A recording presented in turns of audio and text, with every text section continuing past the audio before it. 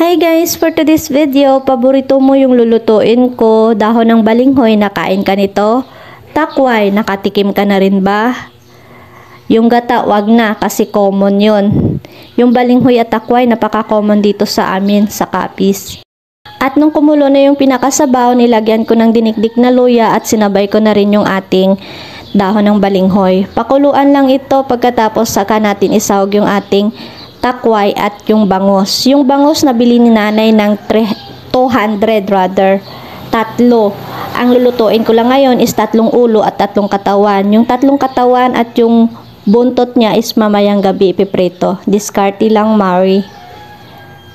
At tinimplahan ko na rin pala to ng pinaka-basic namin na pampalasa dito. Asin tsaka Ajinomoto. Ajinomoto baka naman.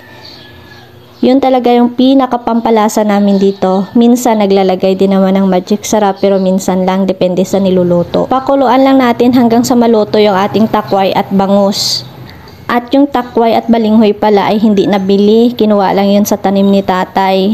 Yung bangus lang yung binili dito.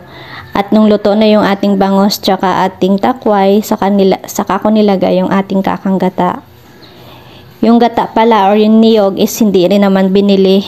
Galing lang din sa tanim ni tatay dun sa bukid. Pakuluin lang natin bago natin takpan.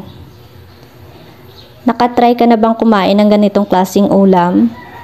Sus Maui, ang sarap nito, mapapadami ka ng kain. Pero depende pa rin kung hindi mo to nakasanayan na klaseng ulam. Dito lang kasi yata to sa Visayas eh. At painin na lang ito. Pwede na itong hanguin. Kung paborito mo ito, nakakailang sandok ka ng kanin pag ganito ang ulam nyo.